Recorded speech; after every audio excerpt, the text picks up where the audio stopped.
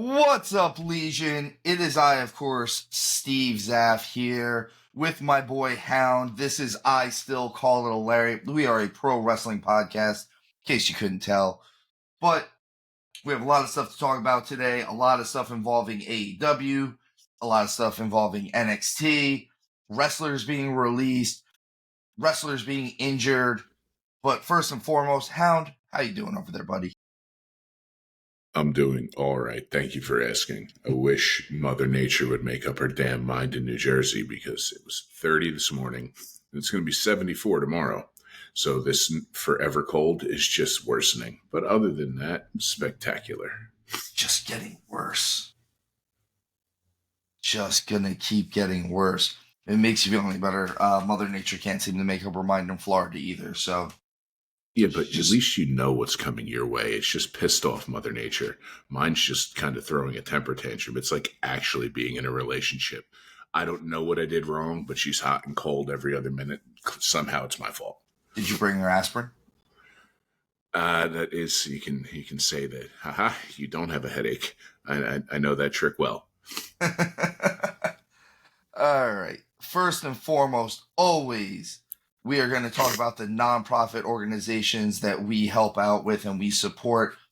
First is Tap Cancer Out, a series of jiu-jitsu tournaments that supports varying nonprofit or varying cancer relief organizations such as Alex's Lemonade Stand, American Brain Tumor Association, Isabella Santos Foundation, Little Pink Houses of Hope, Camp Sunshine, Christopher's Haven, the Sidney Kimmel Comprehensive Center at Johns Hopkins, CureCervicalCancer.org, First Ascent, and of course, Tom Coughlin's J Fund. I noticed on the recordings it wasn't coming through because I guess it was too low, so we'll try it again. Here we go. The J Fund. Just trying to get a rumble going. He loves saying it. It's fun. He really does. All three of us love saying that one. The other one that we have been helping to support is, of course, the American Red Cross, who has been helping out with the different hurricane reliefs and just disasters in general. I have seen nothing but good news coming out of people who have dealt with the American Red Cross before.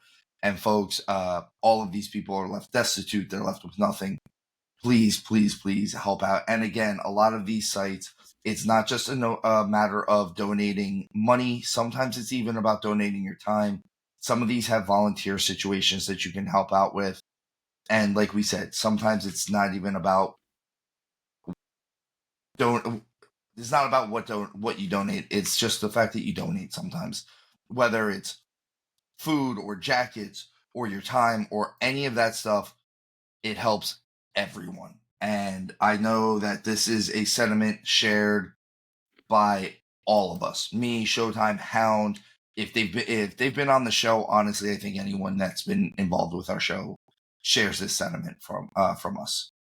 I'll have a real problem with anybody who doesn't share that sentiment. Just saying, it's heaven forbid that any of you listening should know any kind of strife and trouble in your life. But when an act of God occurs, thank goodness for things like the Red Cross.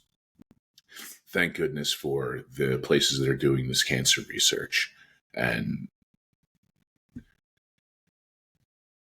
Steve said it exactly right. It doesn't have to be monetary. When a situation where it's an act of God, non-perishables, folks, I don't care who you are. Every one of us has $5 and can send 15 cans of black beans down there.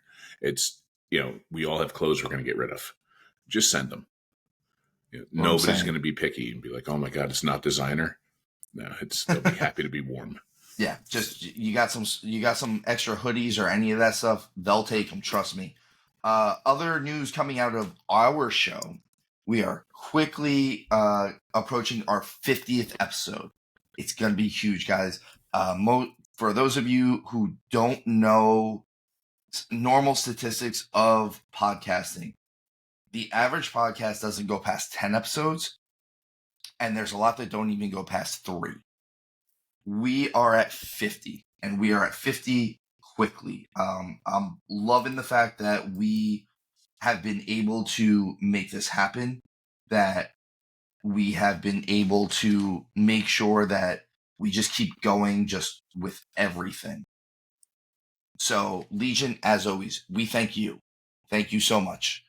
The other side of that is to go along with our 50th episode and everything else. We're going to make sure that we do something big for the 50th episode. And more so, we're also going to start making sure that new merchandise is coming out. The hats, the t-shirts, the hoodies, all of that jazz. We're going to get something out there in hound size. It's a big size. Is that a fat joke? How dare you? It was more of a tall joke. You're allowed to make jokes at my expense, Steve. We've known each other long enough. That's fair. But hound size is like Fezzik size, if any of you have seen The Princess Bride. And y'all should. It's the perfect movie. It's the perfect love story. I don't know about the perfect movie, but the perfect love story. It's got everything. You want comedy? Princess Bride. It does. You want romance? It even has RUSs. RUSs. I don't believe they exist. Ah. All right. Let's get into that thing called wrestling. Big news coming out of WWE. First, Baron Corbin, Indy Hartwell, and Tegan Knox are all released. That's huge news coming this week, especially since Indy kind of found out via online. Like, she literally had a pre-tape match that was on this past Friday's SmackDown.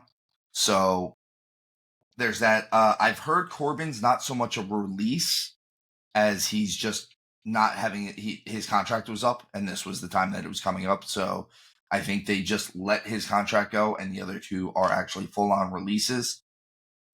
Knowing Baron Corbin as well as I do, I know he technically doesn't need the money. He might be able to sit at home for a little while right now. Indy Hartwell and Tegan Knox, I mean, realistically, we haven't seen either one of them much in months.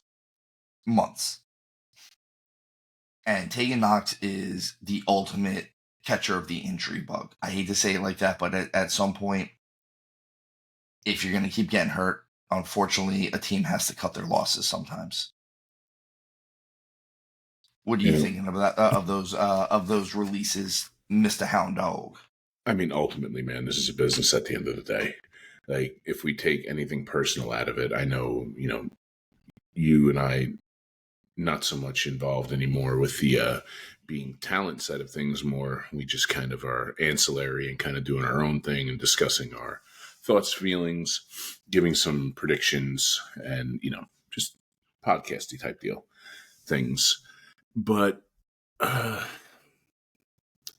it's probably for the best because they had nothing for any of them.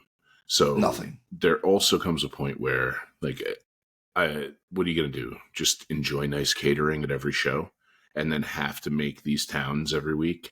I mean, granted, you're only making one. It's not the end of the world, but traveling still takes it out of you. And, they were collecting a paycheck for nothing. I hope Tegan Knox can go a while without being hurt because I always found her to be pretty damn talented. Indy Hartwell, I felt, was never used correctly, and I think she could be a big deal because she is she could be a physical force because she's kind of the same size as Bianca Belair, just not built like her. But it's not an unbelievable thing to see someone like her match power with Bianca. And Baron Corbin was just never appreciated. Still, he's got the only finishing move that's never been kicked out of. They don't kick out of the end of days. The end of days, because he refuses to let that happen.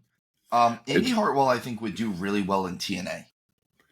I think any of them would do well in TNA. And Tegan Knox, truthfully, she could probably step into some kind of a managerial role somewhere and be, the heel manager gets involved and can do some sneaky shenanigans and pull off a little mini spot in the ring and smack somebody around with it. It would lessen the chances of her blowing her knee out for like a 9th time. Yeah, exactly. Although, if she can stay healthy, she's one of those that would probably do well in Japan too. I could see that. Tegan Knox has that ability. The other one is Rhea Ripley has been written off of TV for what they are claiming is injury reasons. looking more into it, they're saying that she broke her orbit. For those who don't know, that is the bone around your eye, in case no one has ever looked into that or follows injuries the way that we do. So here's my question, Hound. Is that the injury? Realistically, or do we think that's the injury, or do we think that there might be something else? Maybe more toward. I was thinking about this. There maybe something more towards her midsection. You know, there was some speculation that she came back a little too fast from the shoulder thing, and I think that was very storyline driven. And what if she was never truly quite healed, and she does need to go away for another 6 weeks? I don't know what the injury timeline is on a fractured orbital. If it is in fact that, and the X-ray that they've been showing is accurate with the indefinite amount of time, then yes, please go take that indefinite amount of time. This is not worth your life, because she's a young woman. Did she and Buddy Matthews get married yet, or are they just engaged? Are actually married. So go spend time with your husband. Go not be bumping around, because I don't care what anybody says, Rhea Ripley takes the best damn DDT in the business. It's incredible the way she takes that DDT. So it all depends. I'm looking at right now while you're talking. It all depends on the type of fracture that goes about the orbital bone, which makes sense. Any type of bone, it always depends on it. But there's such a thing called a blowout fracture. A blowout fracture is the most common type of orbital fracture. This fracture is a break along the floor or thin inner wall of your eye socket. Usually involve getting hit in the eye with something like a fist or a baseball. Most often causes blowout fractures. Orbital rim fracture. An orbital rim fracture affects the bony outer edges of your eye socket. This area is made up of very thick bone, so it takes a lot of force to injure this area. Car accidents are the most common cause of this. Orbital floor fracture. An orbital floor fracture is when the bones of the rim of your eye socket push back, causing your orbital floor bones to buckle downward. That sounds terrible. These fractures affect the nerves and muscles surrounding the eye, preventing it from moving properly. Car accidents and falls often cause these. So, I mean, depending on what kind she has, could also depend on how long she's out for. I know we follow a lot of fighting, a lot of combat sports, and the orbital fracture is actually a pretty common injury in those realms. But again, who's to say that I'm going to say it. She is recently married. Her and her husband love each other. If this is the perfect type of injury where they could say that this is something serious, and maybe Mr. Matthews kind of slid one in there. I think that is, maybe you're right, but I think that is wild to speculate at the moment. I'm gonna go on good faith here and say it's either she legitimately, because they did show something that led up to it where it did look like her head did collide with, I want to say it was the ring post, and it did look like she took it a little bit more to the face than she should have, or the shoulder was never quite healed. Could there be a Rhea Matthews running around here with a Rhea Ripley 2.0 little bebe? Maybe, but let's wait and see if that happens. What is their kid going to be like? The coolest, most jacked human of all time? Probably. With the biggest beard, no matter what sex the baby is. Good Lord. All right. Well, no matter what it is, we hope Rhea Ripley gets well soon. We love seeing her on. Honestly, not seeing Rhea on Raw is kind of disappointing. A lot of times, when she wasn't on for the shoulder injury, it was kind of a bit boring, if you will. I really missed Rhea Ripley. She was the top star in the company for a little while.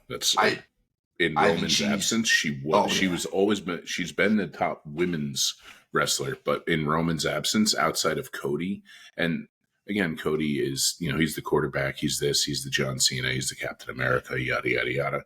Rhea is still, in my opinion, the most popular.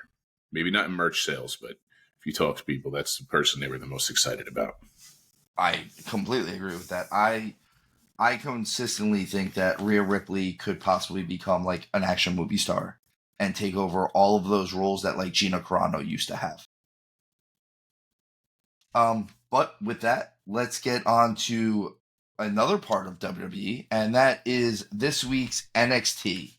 This was the first show following Halloween Havoc, but also the last show before we go to the ECW arena next week. So they're going to be on a Wednesday at the ECW arena going head to head with AEW. Just a little bit of that, just a little bit of knowledge for what's going on next week. This show opened up with a coffin match between Tatum Paxley and Wendy Chu. I know that they're doing the kind of the demonic gimmick for Wendy now, the goth gimmick, and Tatum's been doing the goth gimmick forever. I think Wendy needs to get out of the PJs. It's getting a little old at this point. It just, I don't know. It's just not doing anything anymore. It doesn't hold the water that it used to, I guess. It was one thing when she was cutesy and, she woke up in the PJs and she came out to the ring and then she had to snap, you had the old Festus, the ring bell went and she went crazy. Now it's kind of, I don't know. I don't feel it and I don't want to bash her stuff. It's just this gimmick is I don't think it's getting her anywhere. It's certainly not doing her any favors right now. There comes a time when it's time to start pushing away from something, and she's hit that. Everything has a life cycle. And yes, it was cool. It was different. It was a cool take on you mentioning the Festus thing. It's definitely a cool take on something like that. And it's run its course now. I understand why it went that way. She was doing a lot of teaming with Rosemary over from TNA and things like that. And sure, that all fits. I think Wendy's stuff in the ring it's good enough, but it is time for a character reset. So it might be time for her to go away for a couple of weeks and come back as something different. Yes, Wendy Ooch. No, not Wendy Ooch.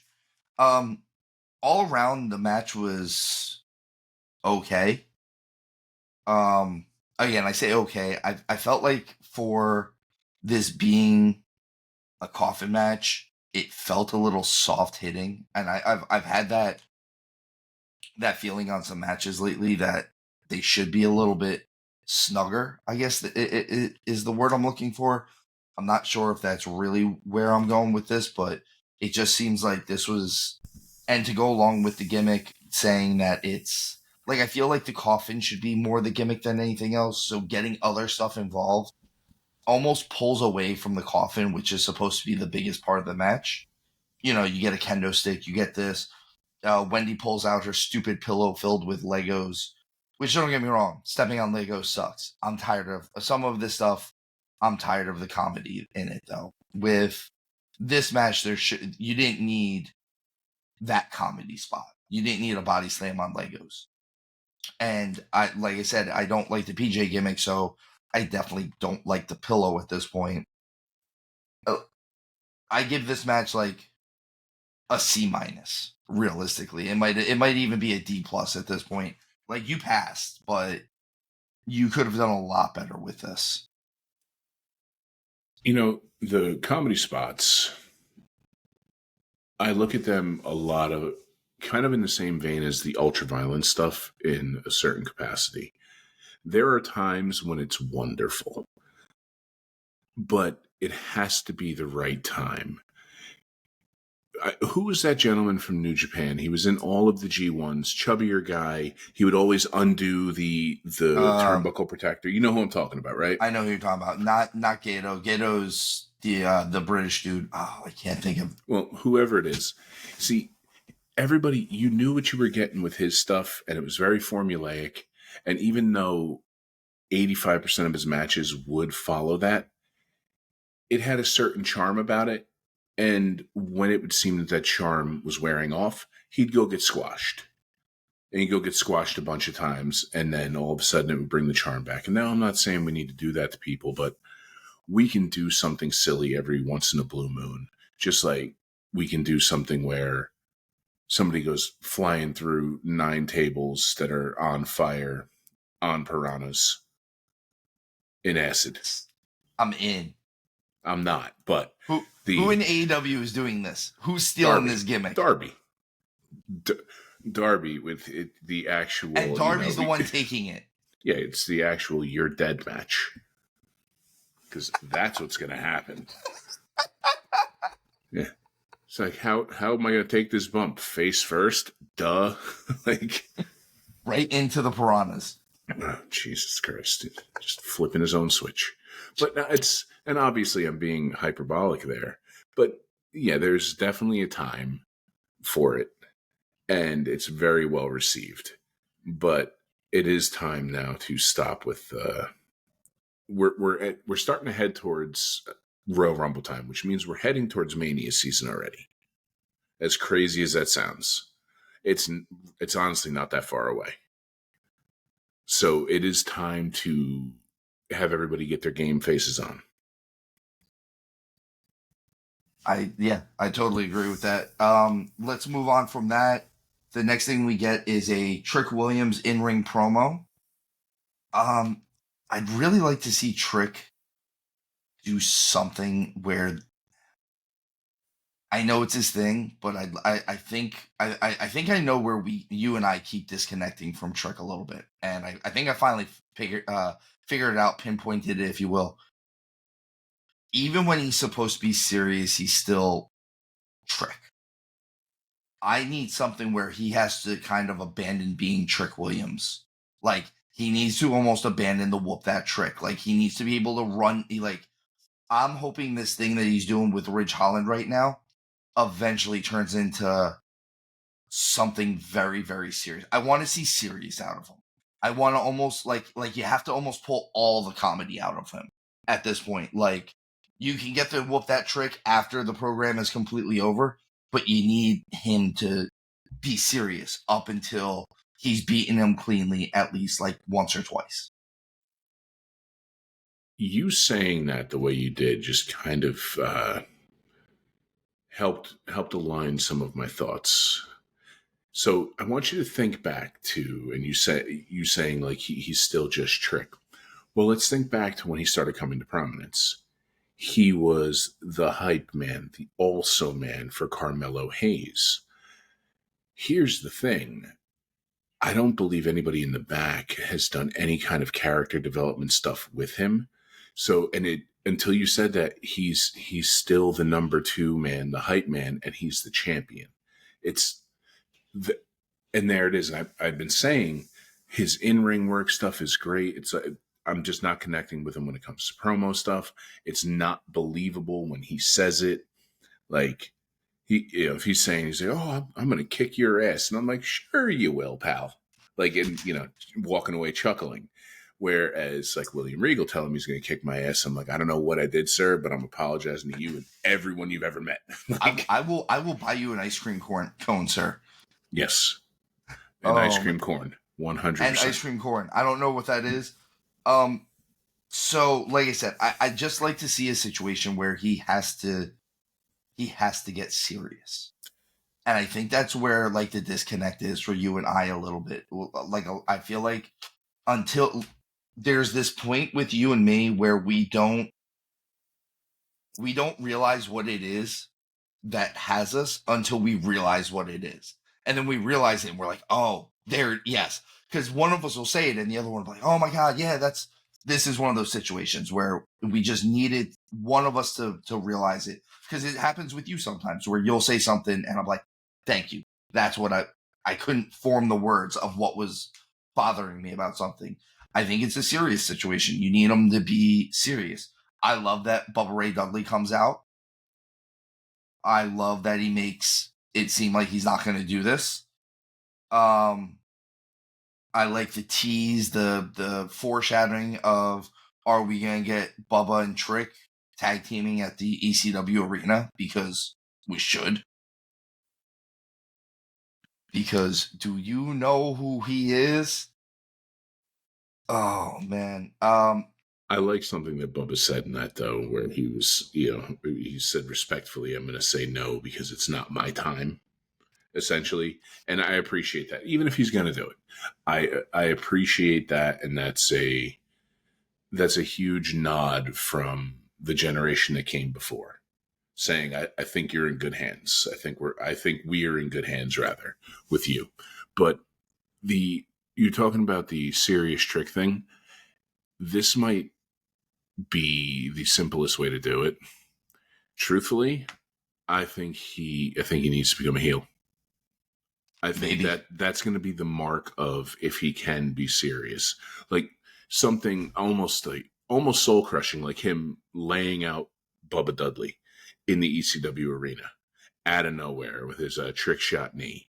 But something along those lines, whatever it is, or when he does drop that title again, kind of Braun Breaker looked like his singlet looked like it got its ass whooped by an Easter basket, and then all of a sudden he came out and was like, I'm a brooding teenager and everything is dark, and very much was listening to his singlet was listening to My Chemical Romance. So, because tonight will be the night. So let's do something with Trick that way. I would almost like to. Oh my gosh, could you imagine if Trick did a throwback 2000s goth thing as he went after he lost? Yes, I'm in for wonderful. It. I'm not at all. It'd be terrible, but I love it. I'm in.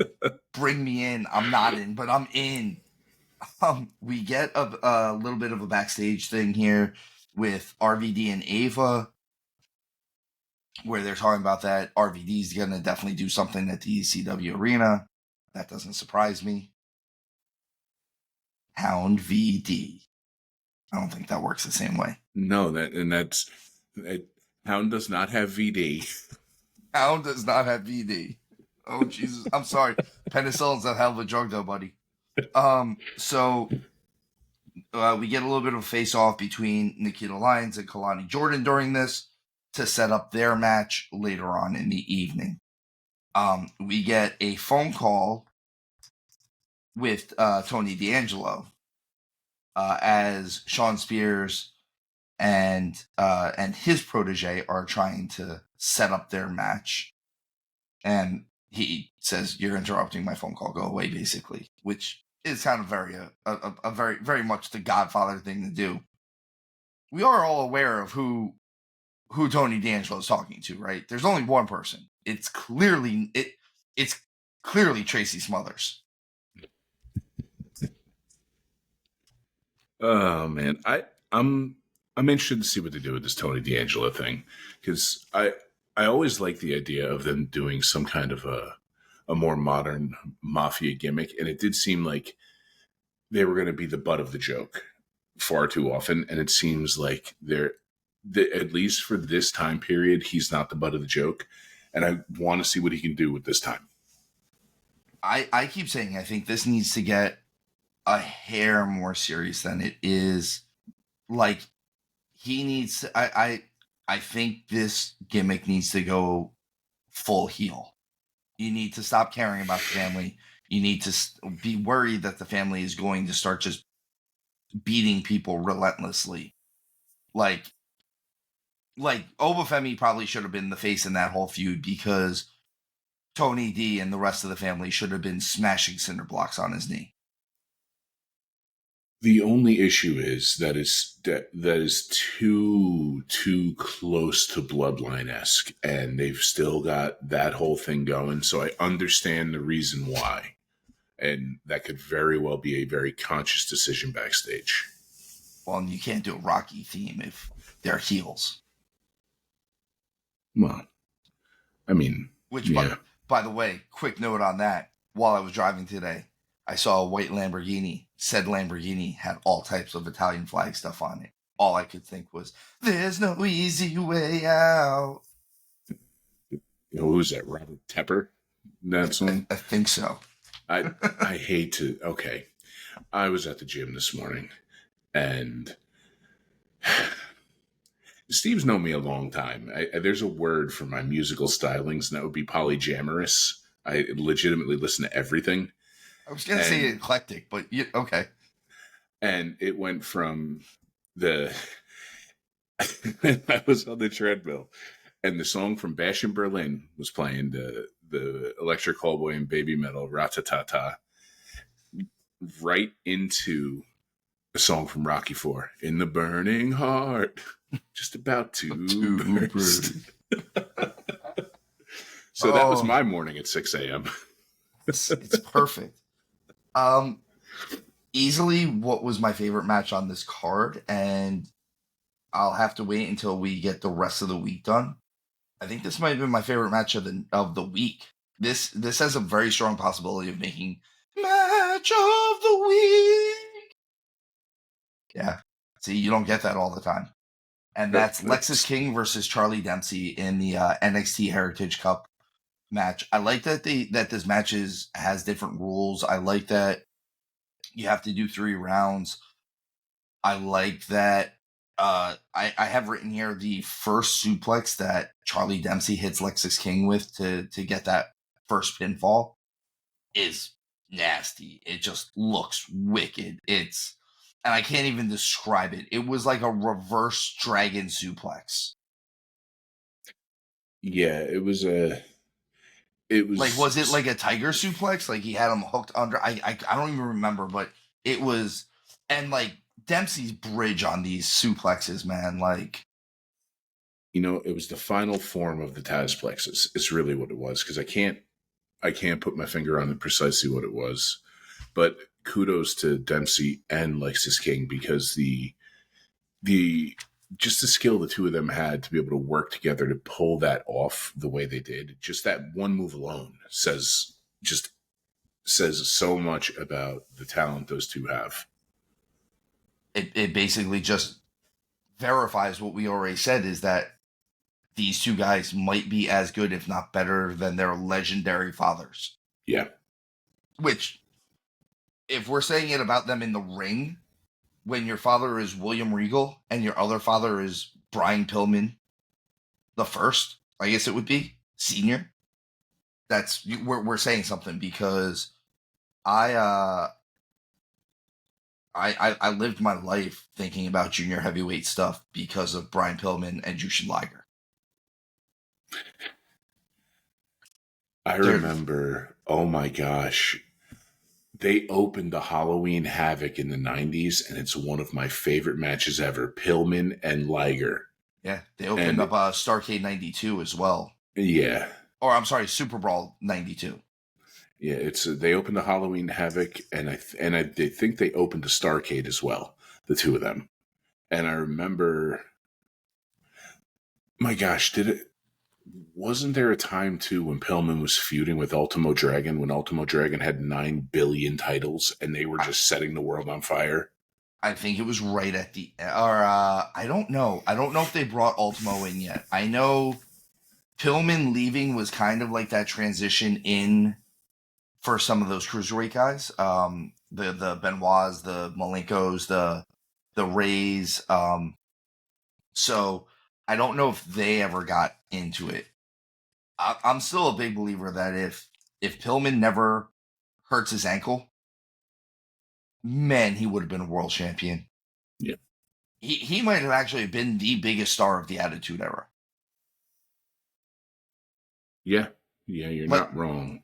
Like, we would, okay, Austin would definitely still be the star. Rock would definitely still be the star that he is, but we wouldn't be we'd be talking about the one match that Austin had with Brett, but then we'd be talking about the feud that Austin continued to have with Pillman for the next 5 years or whatever.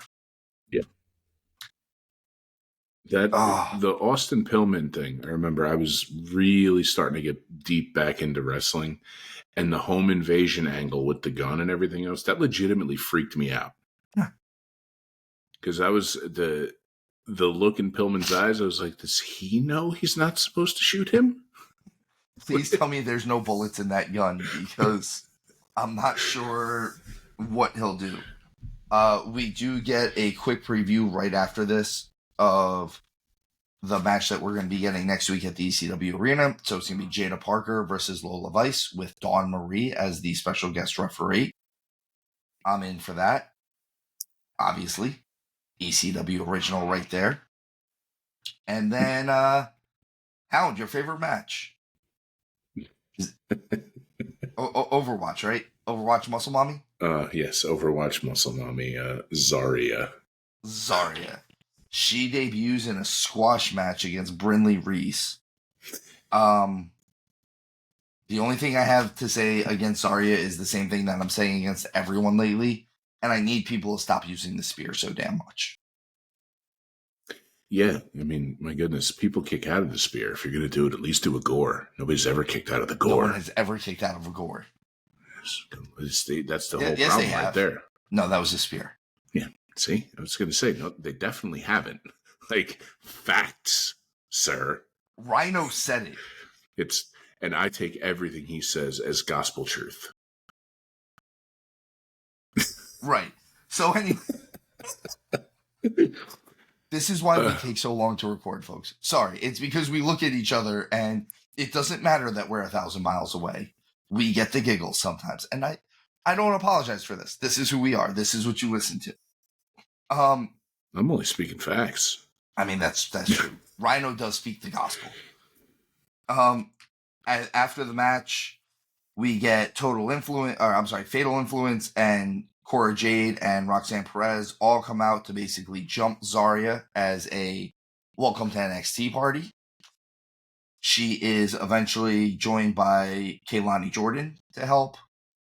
Obviously, this doesn't scare them because there's 5 of them and 2 of and just Zaria and Kaylani.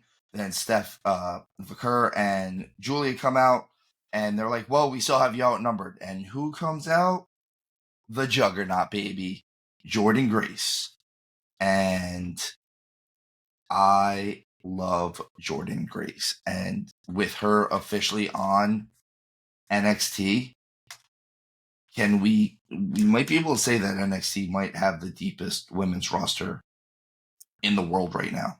Wait, so is she officially a member of NXT now? I think she's officially a member of NXT. But okay, all right. Are you certain, or do you think? Because I haven't seen anything. I would believe that if she debuted in such a way, allow us to fact check this now. We can't have any fake this thing news. Called. Let's see. Jordynne Grace appears after Zaria win. Let us look. We can't be reporting fake news. I agree. We have this thing called the internet now, and the internet's never wrong. The intrawebs. Let's see. Blah, blah, blah, blah, blah. Fatal Influence. This is awesome. The NXT women's division is on fire. I still agree, no matter what, that they are on fire. Grace has crossed over to NXT multiple times throughout 2024. She challenged Perez for the NXT Women's Championship. That's also an awesome match, guys, if you have not watched it. It doesn't say whether or not she has definitely signed, but I know her contract was coming to an end. Her contract ends at the start of the year. This might just be like because they have that working relationship that they're going to really start bringing her in at this point. And like she's just going to finish off a couple dates. And Jordynne Grace, it's great to have her debuting, but it stepped all over Zaria's toes, because I'm sorry, Jordynne Grace is an actual physical specimen. Not to say Zaria isn't, but Jordynne Grace is an absolute freak. And if you're trying to make Zaria the Overwatch muscle mommy and then outwalk the closest thing I've ever seen to She-Hulk, like, you're not doing any favors. I mean, at that point, Jordynne Grace should have just beat everybody in the ring with everybody else. Yes. Like if she had picked up Roxanne and just started swinging her around, I would have been okay with it. I would have too, but Roxanne's really adorable, so I really don't want her to do that, because even though she's a pain in the ass and she's a heel and she's the bad guy, she is friggin' adorable. So dad mode comes out in me where I'm like, no, don't do that. She's tiny and Yeah, like, don't cute. beat her. She looks like a Teletubby. Yeah, like I would, like she, honestly, she's like the same size as my daughter. Whereas I'm like, no, I protect. All right. After all of this craziness, we get Kehlani Jordan versus Nikita Lyons. I have this written here because I've noticed it more and more. I like that everyone has their own like name graphic now. Like everyone that comes out now, their name, like it's like their symbol or like they have this different look. And I dig that for WWE and NXT in general. It gives you something else to look forward to. And it might be something small to look forward to, but I look forward to little things in the production like this. It also gives it the more of an actual sport feel. Because ultimately, at the end of the day, everybody is supposed to be, unless you're in a faction, but even then, you're a team of one. Unless you're a tag team, then you're a team of two.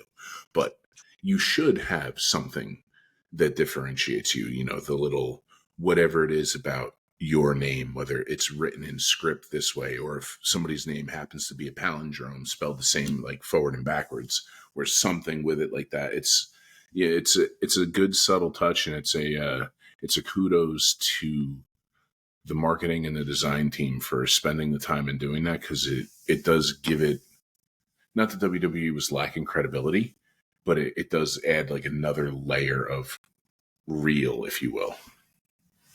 Yeah, like I said, I love it. One of the things I have noticed, it feels like Kehlani Jordan might want to move a little bit too fast for her own good.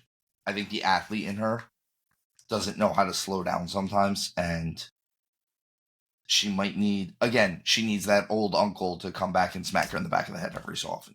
Slow down. You're moving too fast, kid. Yeah, she's young, man.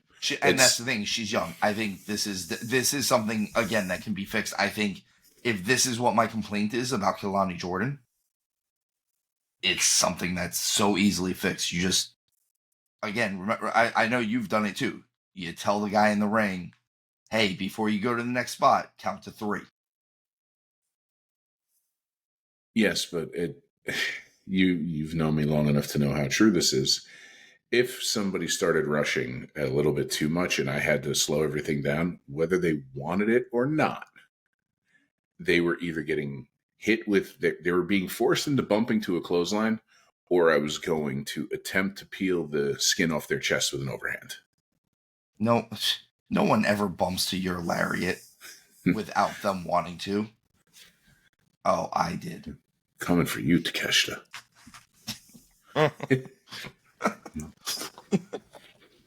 But not you, Mr. Regal. Mr. Regal. Yes, sir. Sir, sire. Your lordship. Oh, man. During this match with Nikita and Kehlani, they do a spot where they both end up in a split at the same time. I actually have it here that if they had started fighting while they were in the middle, like actually in the split, again, like next to each other, I would have popped for it. Like that would have been something different that would have gotten me a little bit. But it seemed almost like a wasted spot. Like, hey, we can both do splits. We should do a split. But like if they had been down there and they were facing each other instead, and like you instead of being like sitting down and fighting each other like they do sometimes, you did this and you just started like wailing on each other. I think that would have been cool. And that harkens back to what I said earlier. Sometimes you can do a comedy spot and it's beautiful. That would have been one of them. Exactly. Well, and because it has an air of seriousness about it. Yes. It's never serious when the Matchbox cars come out. Now, if they brought out Micro Machine cars, well, all bets are off. I mean, then it's serious because how did you find those? Right? I had all of the Micro Machines. Of course you did. Of course you did. We find out Nikita is officially the one that jumped Rizzo. That doesn't surprise me. We said that last week, that it seemed like that was what they were alluding to, if you will. And Riz comes out and is serious, takes off the big hoop earrings. I like this version of Rizzo, especially this gives her a little something away from the family. I think she needs something that's a little bit away from the family. And it gives Nikita somebody to actually be involved with during this whole schmaz, because it just feels like she's just been there kind of trying to be presented as a star, but like she's been in and out because of injury so often that almost like you kind of almost forgot about her. And I hate to say it like that because she is very good. Yeah, that's the problem though, man. It's the age we live in now. We've got attention spans like goldfish. It's very much, it's very much what have you done for me lately, and here today, gone today. There's, unfortunately, with all it's basically 7 days a week of pro wrestling out there, the fact that at any point, I know, at any point you and I could be like, I wonder what happened in New Japan on such and such a day, and go in there and find all that stuff. It's almost being a victim of there just too much out there, and you have to do something to really hold somebody's attention, which is truthfully why this Bloodline storyline is so incredible. Aside from how just incredible the Bloodline thing has been, the fact that they've been able to hold people's attention now we're going on what, over 4 years, almost 5 years now, almost 5 years at this point. It's to be able to hold people's attention. And that's another thing. It's not fair to compare, especially the newer folks coming up in NXT do something like that. But if we're going to say shoot for something, this is what you're shooting for. Because maybe you could argue I'm wrong on this, but I don't think I am. This is the single greatest long-term wrestling story ever told. It's probably up there. It's got to be up there. If that and the NWO. Yeah. Well, and so I agree with you about the here today, gone today thing. And what I was going to say is, unfortunately, though, even not just in this day and age that we live in, this is a tried and true thing in pro wrestling. If you are out of sight, unfortunately, you are out of mind. This isn't like with other sports, I guess you could say. Where with other sports, think about it. You're a Giants fan. Daniel Jones goes down. And I'm just using Daniel. Okay. Please. Okay. Phil Simms went down back in the day.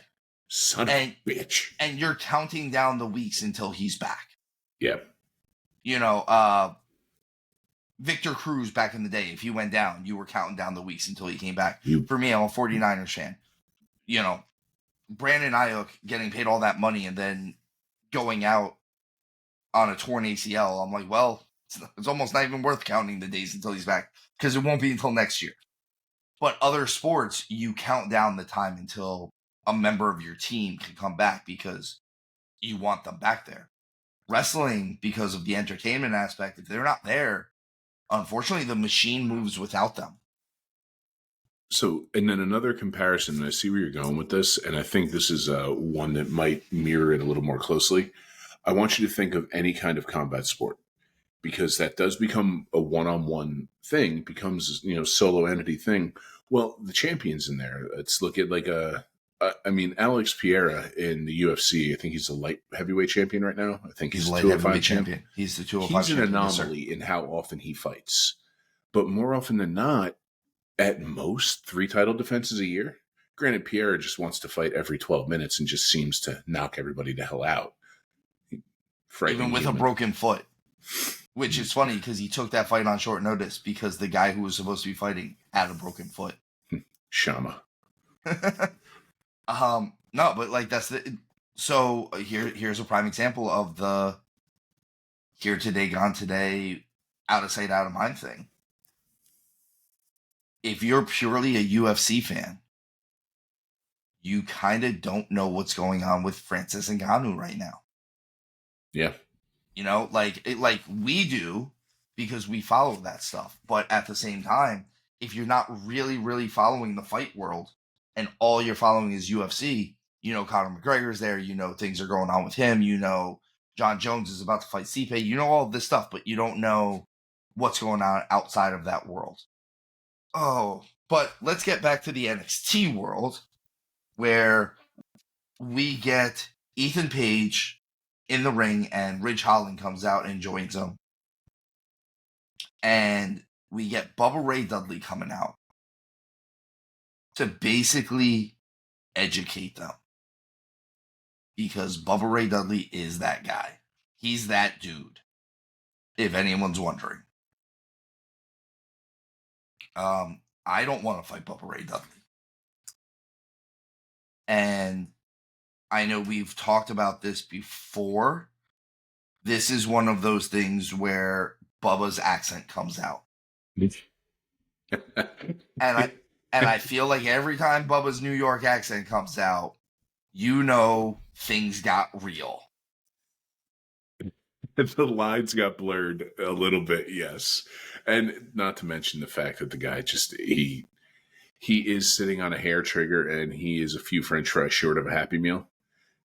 And he's a giant and he can legitimately fight. And he probably throws the hardest chop in the history of pro wrestling. And he really will just punch you in the face. And he's hilarious. Yeah, there's a lot of, There's a lot of layers to that onion. Oh my God, he's Shrek. He's Shrek. I didn't say that about you. No, Sir, you are a parfait. You are a parfait. You agreed. One of the things that I found that was awesome about this segment, though, is Ridge Holland's facials. His facial expressions are perfect. He gets the big eyes, and he looks at them just the right way. And everything else that he says, whether it was good, bad, or indifferent, doesn't matter until he says this line. ECW wasn't hardcore. It was overrated. As soon as that line comes out, I went, yep, and we're going to be off to the races. Here it comes. Violent. Bubba Ray Dudley is always going to choose violence. Yes. And if I realize it looks like Trick came out and saved him, I think Trick might have come out and saved Ridge and Ethan Page at this point. Because if one of them had gotten a little too froggy, murder might have been the case that they gave Bubba Ray Dudley.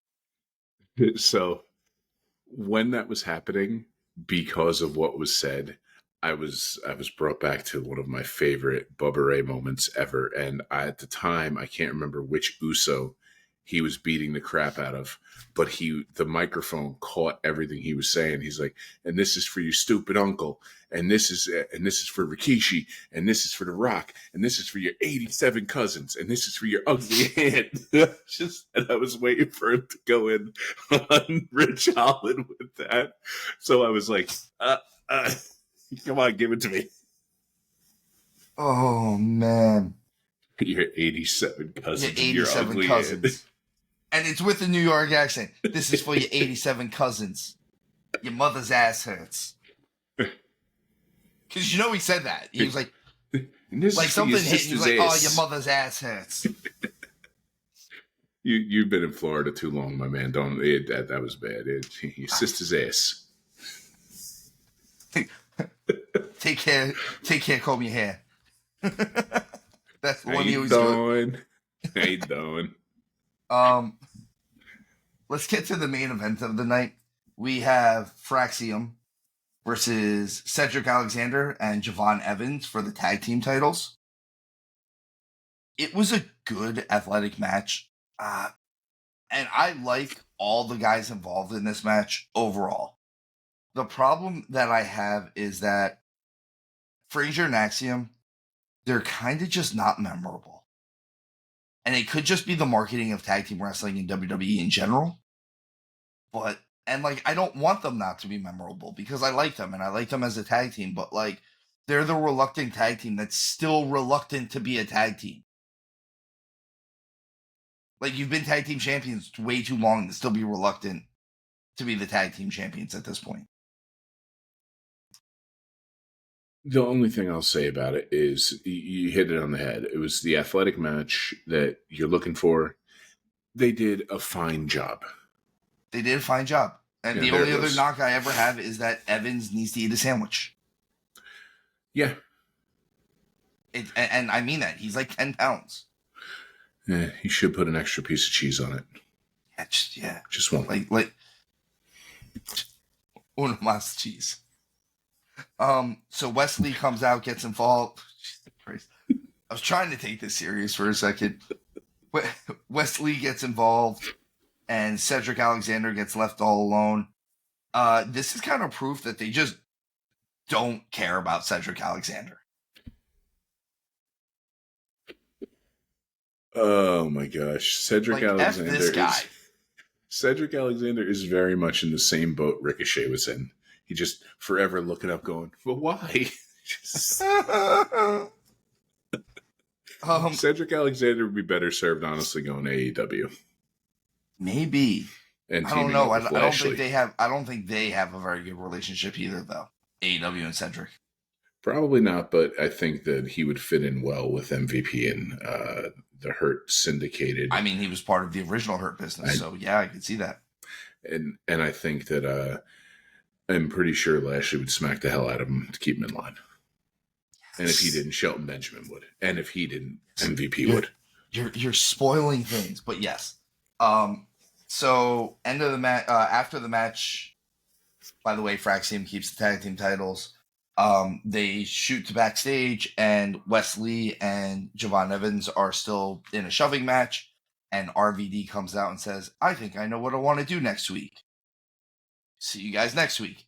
So we're going to get a three-way match between Wesley, Javon Evans, and RVD. I'm totally okay with this. I don't know who's going to be more stoned during the match. It'll be RVD. I really hope it's Javon Evans, though, because, again, he needs to eat that sandwich. He needs a Sammy right now. But I think the match is also going to be very exciting. It's going to, RVD, for anything that we might make a joke about, can still go. Yeah, he can go the way, like, Steamboat was able to still go. That's what I'm saying. RVD losing a step is still better than most everybody. Like, he's still pretty much more athletic than most people in the world. Think about this for a moment. Think about just how fortunate, like, we have been to see what we have seen in pro wrestling. Like, we saw the RVD era. Now, he's not everybody's cup of tea, but we saw the Mike Awesome era in ECW. We saw the NWO. We grew up with the NWO and the Attitude Era.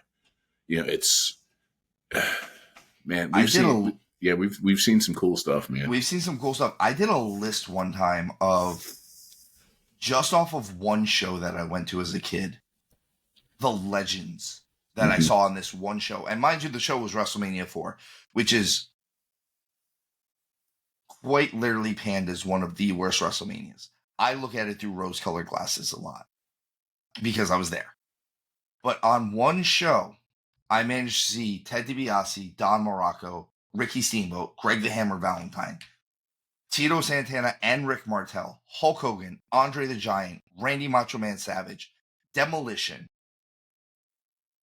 the Hart Foundation, the British Bulldogs, the Killer Bees. Like, yeah, cool. Now, don't get me wrong, the entire show was a tournament, so... Oh, and I was sitting right under where Jesse Ventura came up to pose from the commentator booth because Gorilla Monsoon during the broadcast said that he doesn't give the people what they want. So he went out there and tried to outpose Hogan. I love that. So that was NXT this week, guys. I'm really excited for the ECW Arena show. I really want to see what NXT can bring to their ratings to see. This is the last couple of weeks we've gotten some real ratings wars between AEW and NXT. And I have my own theories going into us reviewing this Dynamite that we're about to. But NXT going to the ECW Arena, and they've been promoting it for like 3 weeks. And it's on every one of their shows.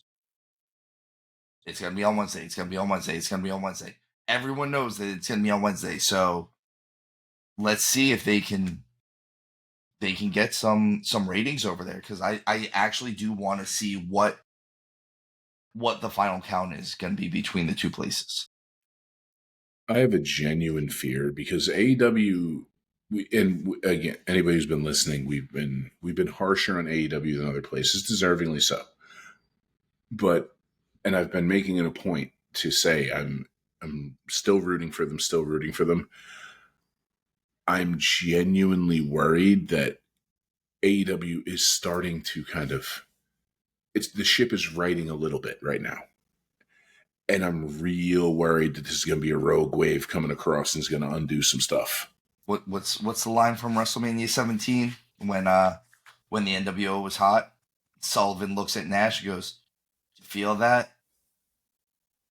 We got hit by an iceberg called WrestleMania." Like, it might be that. Yeah. But let's talk about AEW real quick. Or not real quick, but let's talk about AEW. They start off with Orange Cassidy cutting off the Mox World Order vignette. Yes, I will forever call it the Mox World Order now. That is what it is. You're welcome. They have actually turned this into an NWO thing. We get an in-ring promo from Orange Cassidy. I like that he had to actually show real emotion. I didn't realize how old Orange Cassidy was. I looked it up recently. He's our age.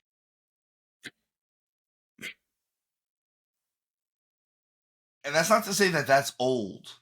No, it is. For the record. It is. But he's 40. He's actually older than Moxley is. Moxley's just got them city miles on him. Ain't that the truth? And he was ridden hard and put away wet. Good Lord.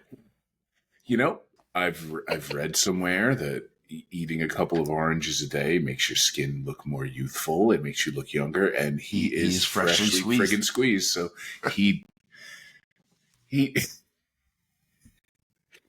I don't even know how we got here, by the way. What is the movie? Is it Dazed and Confused with Matthew McConaughey? All right. That's Orange Cassidy's him. Oh yeah, absolutely. Yeah. Every bit of them. You got a joint? Nah, be cooler if you did. At the end of this, we get Orange Cassidy challenging Mox for the world title. I do like how he kind of closes it out a little bit. I don't give Orange Cassidy all that much credit, so when I do, I'm trying to give it to him, right? He closes out the promo with, "I'm going to take the AEW world title, I'm going to take it out of your bag, I'm going to put it in my backpack." I kind of like that. And I like at the end where he says, I'm freshly squeezed Orange Cassidy, and I still don't have a catchphrase. And around, I love that that's his catchphrase. Yeah, like all around, not a bad promo. I have not always been the biggest Orange Cassidy supporter. I still don't think that anyone that they're throwing at the Mox World Order is a true threat, but I think that might actually be the point. Or it should be the point, is that everyone else that could be a threat is involved elsewhere. So the only people that are willing to defend AEW's honor are the tried and true AEW guys. So I see where you're going with that. And even the folks who could be a threat, because Cassidy's not supposed to be a threat, but this serves as a purpose. And anybody who says otherwise, Orange Cassidy has shown he can go in the ring with just about anybody. I mean, hell, that match he put on with Ospreay was unbelievable. Granted, I'm pretty sure Will Ospreay can get an incredible match out of an Invisible Man. So he can get a great match out of us. Good Lord. I don't know if he can. At least with me. But not today, at least. I mean, if he accepts the challenge, I'll do it. Just we've got 3 minutes and we got to go home. I'm sucking wind. Toss me out. I'm sucking wind. Okay, but Cassidy trying to be the reluctant leader, and truthfully, even if that's what it's going to be to make somebody who like Hangman Page is supposed to be more of a credible threat, or a Jay White. Right now, truthfully, I think Mox should even run through them. I absolutely think so. I think with the team that he has behind him, they need to really just run through people. We go from this promo though to a little short backstage segment with Mercedes Monet, Renee Paquette, and Kamille. I just feel like AEW has not been doing Kamille any favors. Like, it just doesn't, like, she has been presented as someone who's scared of a smaller babyface. She's been presented as someone who you think might lose every week.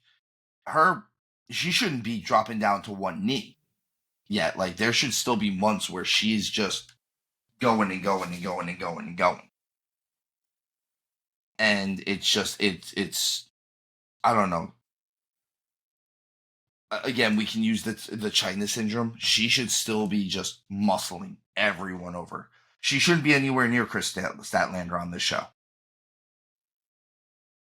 You know, oftentimes I think AEW, because one of like their founding core tenets was this was a place for everybody, and as much as it's messed up to say, but it's like one of my favorite funny lines ever heard was Cornette calling Marco stunted growth, and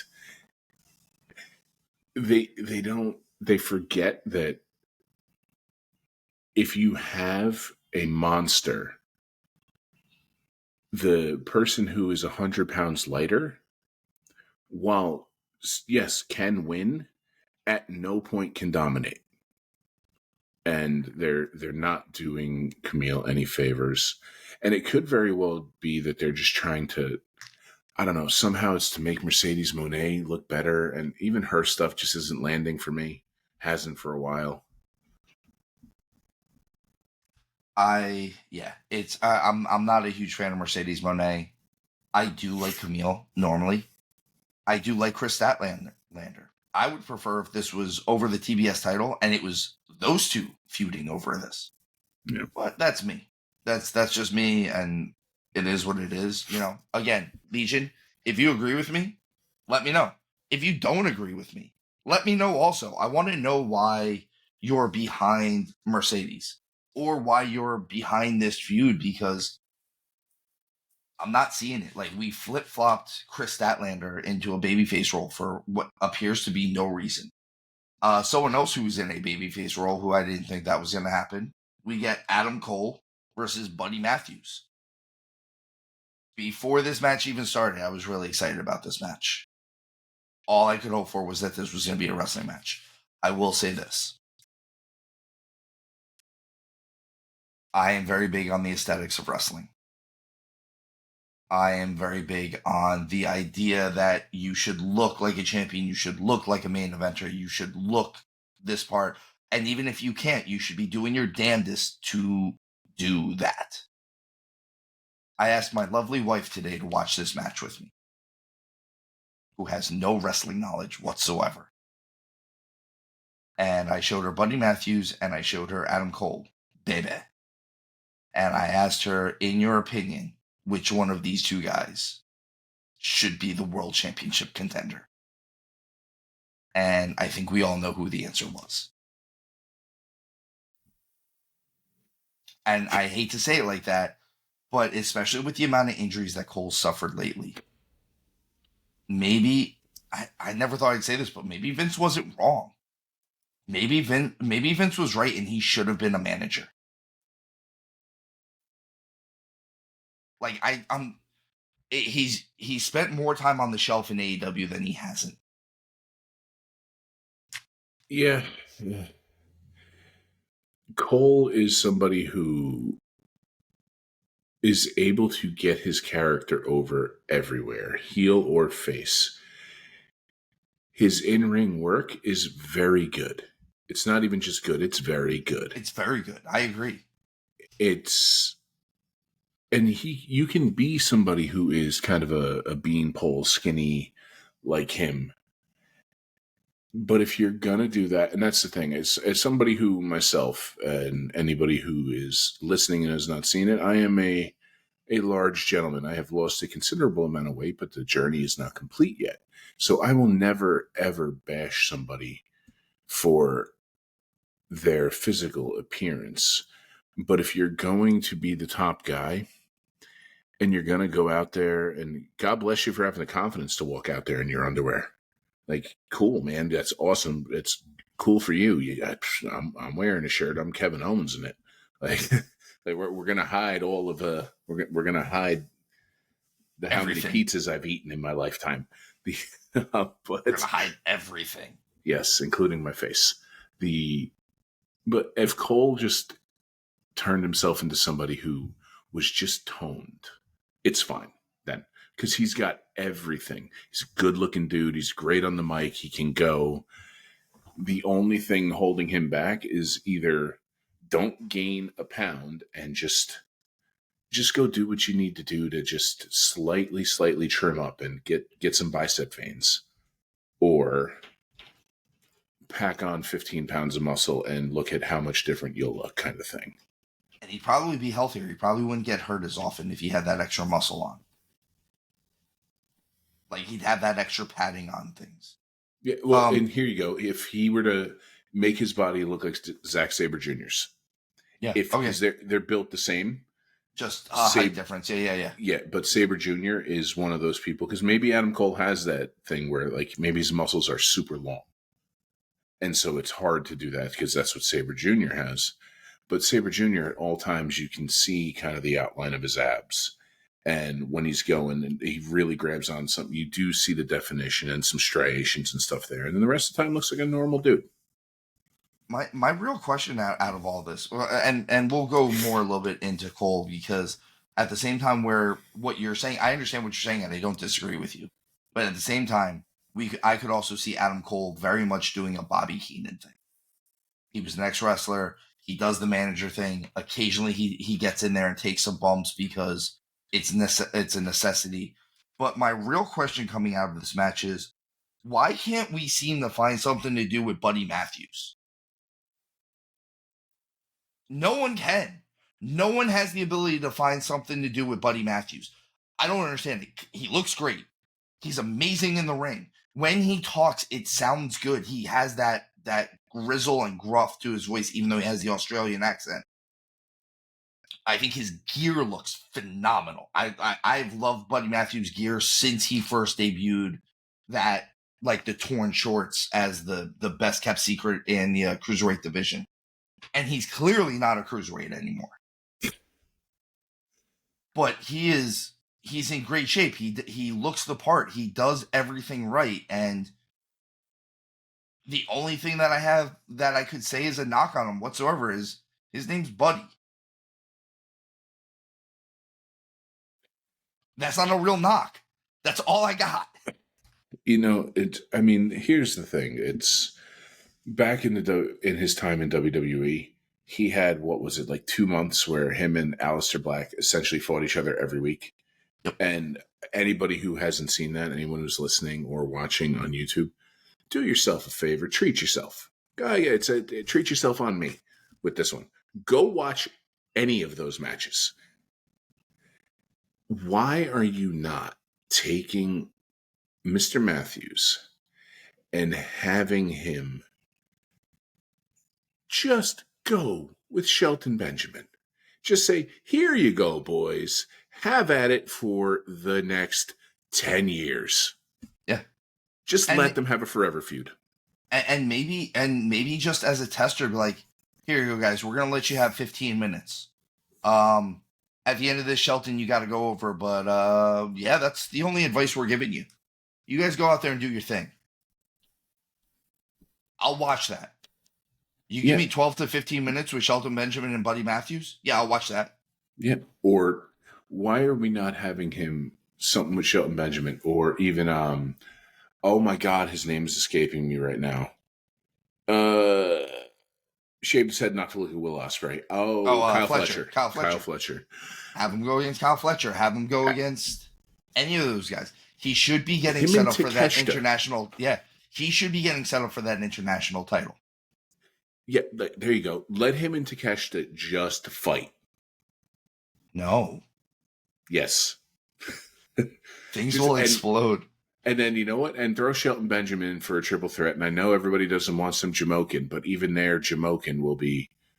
I feel like their Jamokin will make sense because they'll get punched and you're like, yeah, he's going to be down for 10 minutes because he should be down for 10 minutes.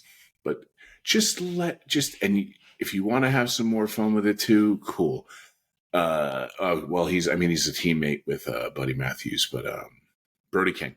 Throw him in that mix too. And just let's just kick off the chaos. Let's see what they're doing. I did notice even not just them playing it off. Alex Cole definitely does have some ring rust on him, which it's to be expected. This is his first televised match in a really long time. One of the moves that they did, I hate the roll through on a superplex. Like when you roll through and you hit a second move after the superplex, I always hate it. I feel like a superplex is a devastating enough move where like both of you guys should kind of be down at that point. It doesn't matter who does it. By the way, on the side of the WWE, when Seth Rollins does it, or even my boy Damian Priest does it, I don't like it either. I did like both of them kind of using other people's finishers that they were, or other people's signature moves that they are closely associated with. And then at the end, when they were trying to play off the Adam Cole injury, before the doctor had actually said, like, hey, no, we're not going to clear the mat, or we're not going to let you continue, the crowd actually started counting. Because the ref still should have been counting. And I like that the crowd is actually jumping in on this. Like, hey, guys, this isn't a no DQ match. We need to have some rules here. Thank you, guys. This was Cleveland, by the way. Thank you, AEW Cleveland fans. I appreciate you. Yes, we appreciate your decorum. Yes. They get the show of respect afterwards. The lights go out. And Buddy Matthews is next to him, and instead of shaking his hand with Buddy Matthews now, it is Malachi Black, which just means that it looks like Adam Cole's test of survival is going to be to go through the entire House of Black, which means he might die. That, and I'm just over the whole everybody has to perform the labors of Hercules to get to him. We've done this at least twice already, maybe 3 times already before this one. It might only be twice, but for some reason I'm thinking there might have been a third. There might have been. I don't ever, every time you say this, Tony, just hire us. We'll help you out. I'm always like, haha, yeah. No, legitimately, Tony Khan, hire TK. one of us. Like, come on, hire both of us. I mean, we'll come in for probably less money than your writers make now, so long as it's good enough to make its money. I just have to work remotely. I do have a 16-year-old that I have to make sure eats still. You don't want Hound in the building anyway. Yeah, because then Takeshi and I are going to come face to face, and he friggin' knows what's coming. Yeah. Yeah, me just getting my face kicked off. Yeah, Hound giving him sushi. That's what's fucking coming. Oh my God, have you ever tried this? It's called a volcano roll. Oh my God, that would be so... Oh, that's the optics of that. Me going up to an Asian man being like, have you had sushi? Yeah, that's going to land well. Smooth like a fucking plane crash there, guy. Like, I'm over here just having my fun talking a little bit of crap about Takeshita because we probably won't ever be face to face. And now suddenly I've committed a hate crime. There it is. Jesus Christ. So let's move on before we actually get canceled. Jesus How Christ. could I be canceled there? I said it would optically not look good. Yes. We're going to move on. I'm not even touching this one anymore. So we get Kyle Fletcher doing a live promo on the stage. calls out Ospreay, knows that Ospreay isn't going to show up, and his former tag team partner from United Empire, Mark Davis, comes out. This is one of I swear I'm trying to not bash Tony Schiavone this episode. No, bet you yeah. Literally, they're like, oh, and Mark Davis comes out to a great reaction. There was no reaction. No one knew who this guy was. You know why? Because for the entirety of the time that he's been associated with AEW, he's only performed on Ring of Honor. He's had 2 matches total in AEW, I think. And then he was either in Ring of Honor or injured. What's he doing, man? What are we doing here? There was no reaction. Don't say things that are lying to the people. Tony Schiavone this time. You're the worst.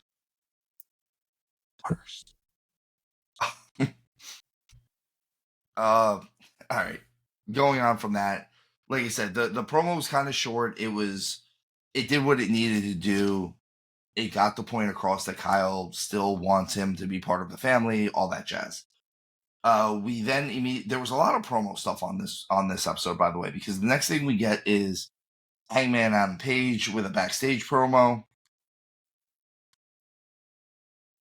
I don't like this promo, and I think it's just I don't want to keep harping on the same thing, but it was very similar to what I said last week. It's just I don't know if it's his cadence, if what it is. And I agree with you. I'm going to steal a line from you. Hangman Adam Page needs to study Jake the Snake Roberts. I think he would be far more crazy and far more disturbing, if you will, if he spoke in a real whisper. Not this yelling whisper that he's trying.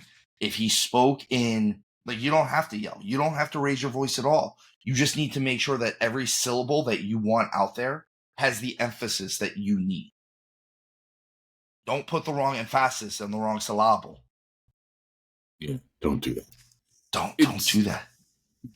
Hangman Page is another one. Has every gift you could imagine. This is one of those things, and this is where I've said I think the fact that Tony Khan wants to be everybody's friend is the problem, and that's why it's like if I were there and I had the ability to distance people from people, I would keep Tony Khan away from everything, and I would take folks like Adam Page, like Adam Cole a little bit to a point, like Kyle Fletcher, like Kenny Omega, and I would sit them down with friggin' Jerry Lynn and friggin' Jake the Snake Roberts and say, here you go, have a conversation, and don't come out of this room until you go, oh, I get it.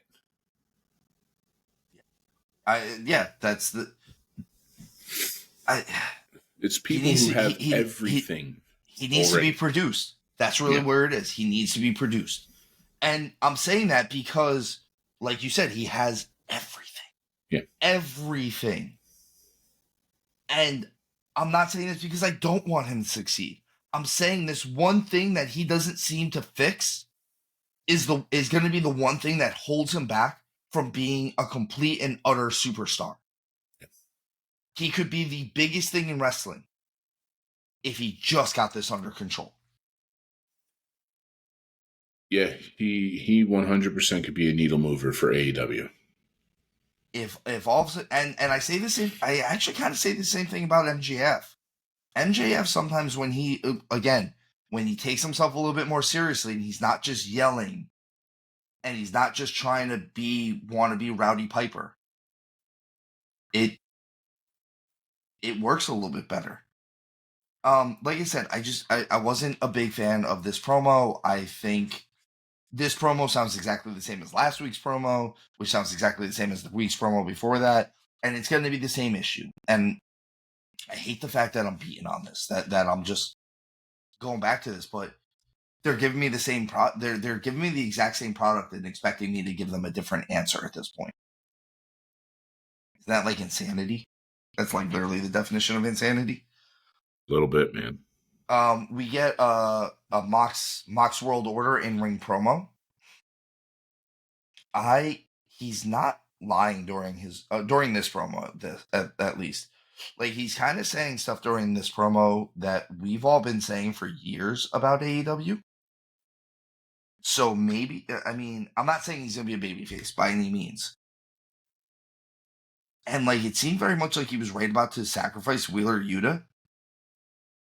And then Orange Cassidy comes out to make the save. Darby Allin comes out full on Sting from the rafters on the bungee cord. They have literally tried to recreate a full on NWO. They're trying to recreate 1996. Or in this case, 1997, if they're trying to do like the best year. Excuse me.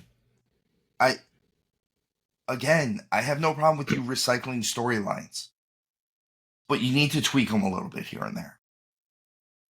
There's no tweak. Well, I mean, Sting didn't descend from the rafters in a pink fuzzy coat. No, that's, yeah. So there's your tweak. There it is. There it is. That's your M. Night Shyamalan twist. What a twist. Oh, he's hiding in the stove, you say. What a twist. Again, a lot of the stuff that's going on here, and I know we've said this, they're throwing out a lot of guys out there. They're throwing out a lot of fodder. They're getting a lot of cannon fodder out there for the NWO to kind of destroy and chew up. But all of this chaos leads to our tag team title match between the Young Bucks versus Private Party. Hey, big surprise here. Rick Knox is the referee on this match. Oh, wait, that's not a surprise. Rick Knox is the referee on every Young Bucks match. He kind of looks like he should have been dead 15 years ago. He constantly ignores things. All around this match was a Bucks match. It was a Private Party match. I didn't hate it, but it was very choreographed at points. There was a lot of like kind of standing around waiting for spots to be hit. And this is something that Showtime and I knocked Bound for Glory a bit for. So it's kind of in that same realm of like, hey,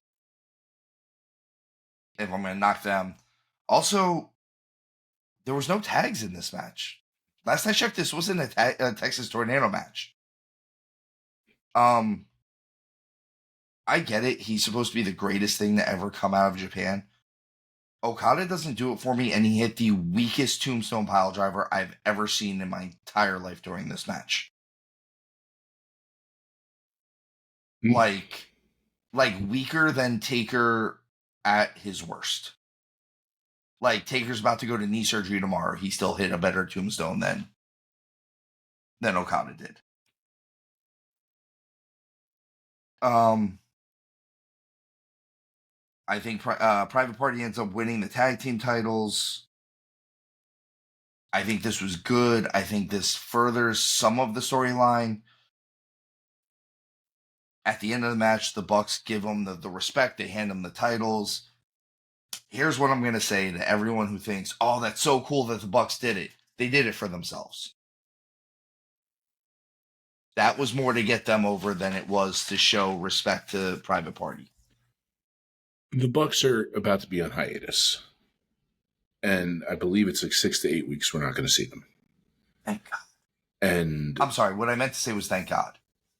And from everything, I did a little bit of digging, a little bit of snooping around the dirt sheets, if you will. And it's because I'm actually looking forward to when Kenny Omega comes back.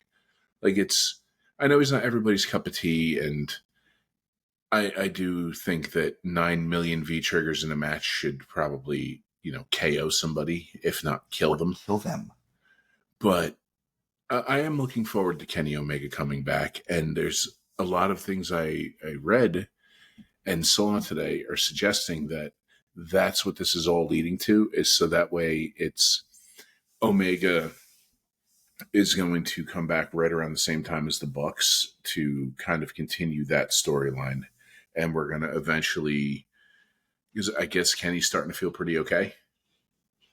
I've heard he's starting to train. I think I've been seeing that he's training with Ibushi, which good.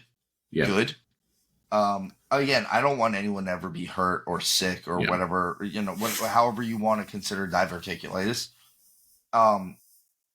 Omega is not always my cup of tea. Occasionally, though, he is my shot of whiskey, so I do mess around with Kenny Omega matches upon occasion.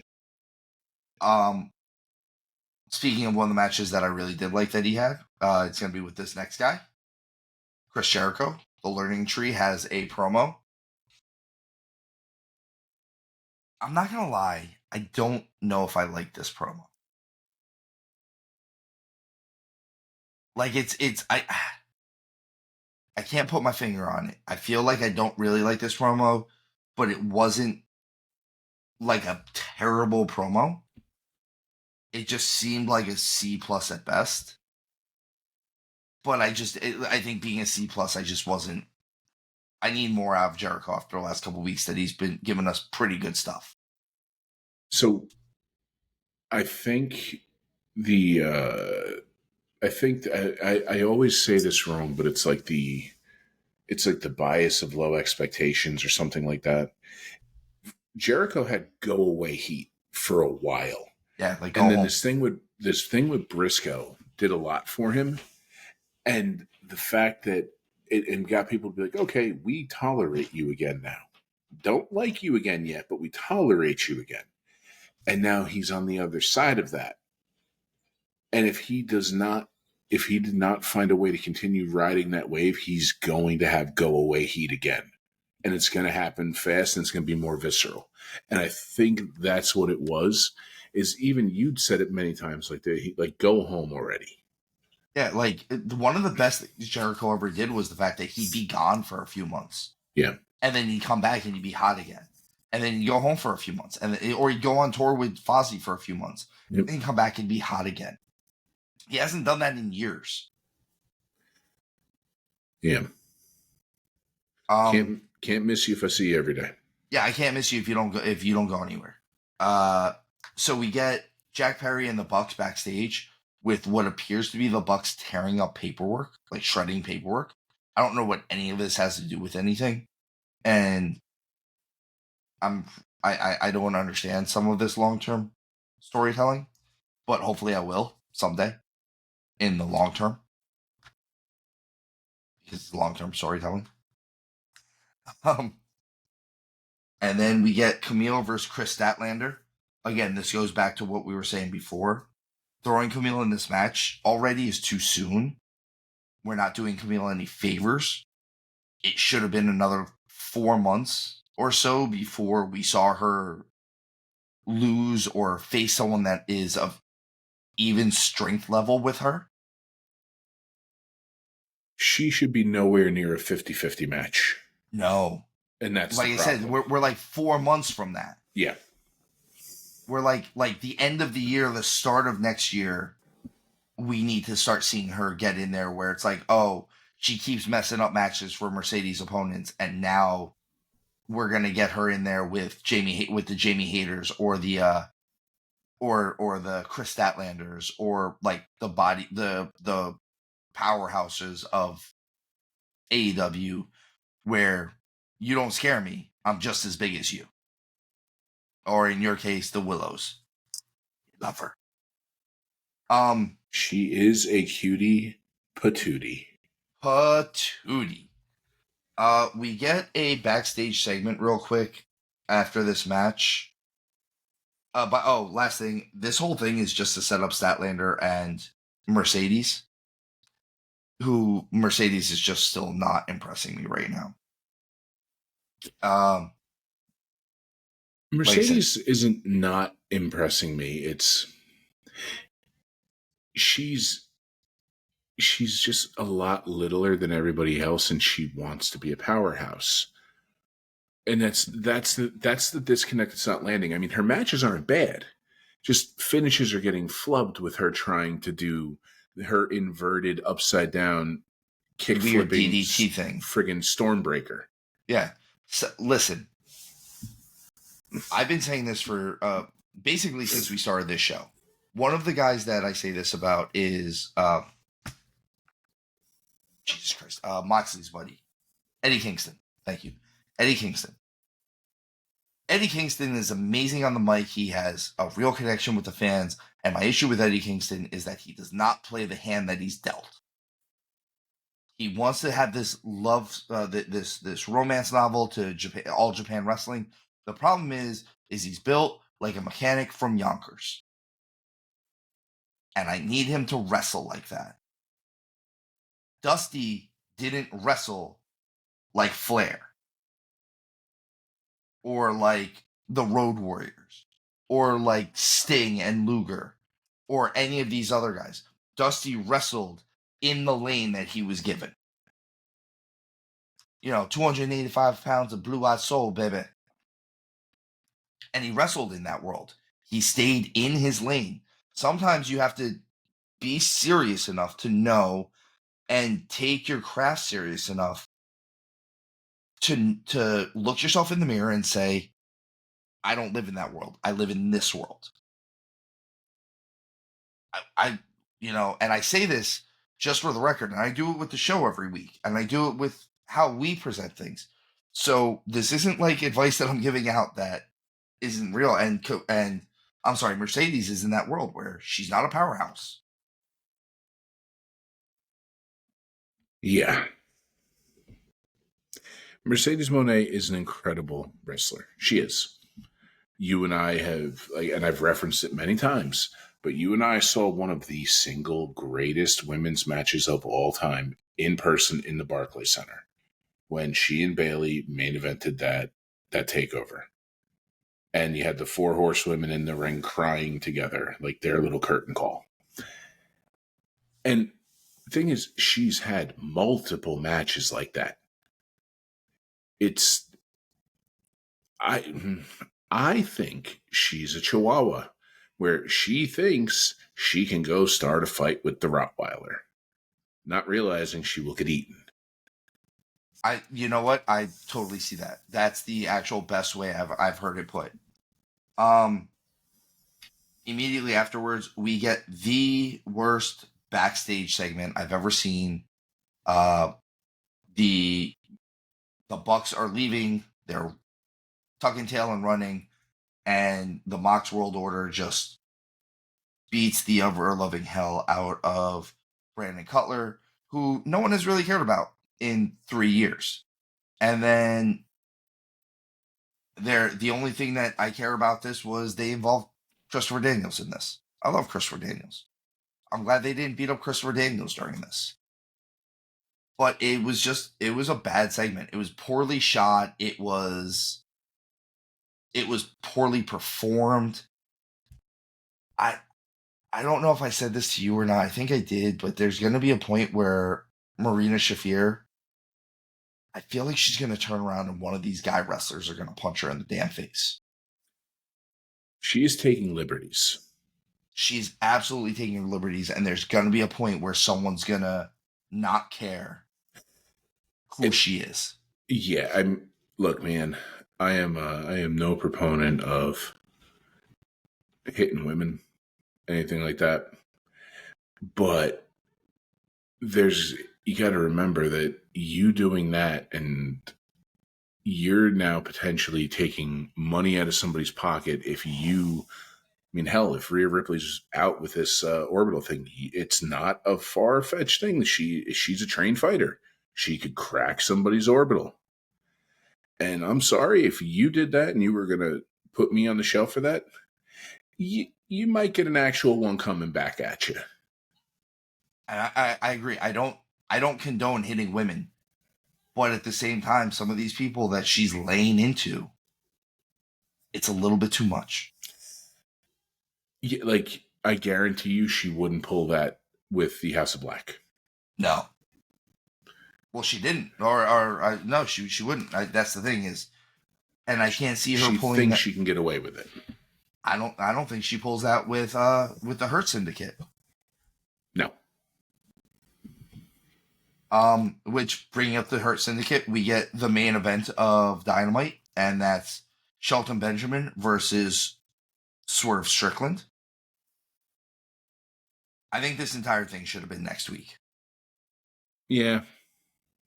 I think this is one of those matches they should have built up for an extra week while you're about to go you're about to go head to head with NXT and everything, including Lashley debuting.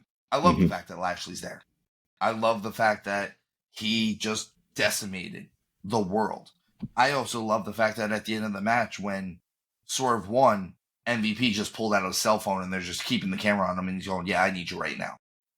Come on, come down." I love all of that. I still think it should have been next week. Yeah, it would have been, and let's see what happens this week too. Next week, this week, whatever. It's Sunday night when we're recording this. That this is happening. We'll know on TV in 70 hours what's going to be going on with this. But let's see what happens with this, because I'd like to give AEW a little bit of credit and say they have to have something prepared to go up against NXT in the ECW arena, knowing that at least 3 ECW legends are going to be there in RVD, Bully Ray, and Dawn Marie. And Nunzio. I'm sorry, and Tracy Smothers. So 5.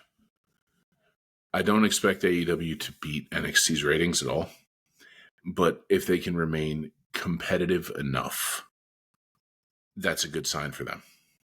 I agree. Not much happened on Collision. Again, we get Private Party's title celebration. We get a Mox World Order promo that wasn't much of kind of anything. We get a highlight film of Mina Shirakawa coming back, and we get the Mariah May versus Anna Jay women's title match. I think I wanted to like this match more than I did. I think Anna Jay is a situation where, once again, I think someone needs to produce her. I think she has the look. I think she's a big enough woman where I'm not saying she's big or fat or thick or any of those things, but someone needs to start producing her promos and things like that. But other than that, AEW Mariah May keeps the belt. We knew they weren't taking their off of her yet. I don't see them taking this belt off of Mariah May, and hopefully, like you said, they keep Mercedes Monet as far away from her as possible right now. Yeah, because she's doing awesome work. That, and because I just don't. If you get Mercedes Monet near her, unfortunately, you have to put the title on Mercedes. I think so too, and I don't think. And the sad part is I don't think you should. Yeah, and it's not time for that. That time will come. It's not time for it right now. And honestly, depending on the amount of time that we wait and how we do things, it might turn into a situation where you start believing that Mariah May should win instead of Mercedes Monet. Yeah. But you need to do it right. You need to simmer it. Don't let it boil. You need everything to blend the right way. But that was the stuff that Hound and I report on as far as AEW and NXT goes. Guys, I'd like to report that our Crown Jewel preview episode is actually our most viewed YouTube video ever. And for that, thank you. Everyone who's watched it. The only other thing that I want to say about that is if you watched it and you've liked it or whatever it is, please subscribe. Please hit the like button. Please hit a comment on there and let us know why you liked it or why you didn't like it. If there's something we can change or something we can do, I want to do it. I love doing this. We're about to hit episode 50, like I said, guys. Episode 50. There was always this little part of me that didn't think I was going to hit episode 50. And then we got Showtime on here, and then we got Hound on here. And now, honestly, we're not stopping. We're not. We're gonna be Pat McAfee someday. We're gonna be Joe Rogan, but we're gonna be better because we're gonna be I Still Call It a Lariat. But with that, Hound, you got anything you want to close out with the people for? Same way I close it out every time, my man. Folks, Thank you for listening. Thank you for giving us your single most precious resource, your time. We love and appreciate you, and God bless. And as always, guys, remember, tuck your chin when you bump.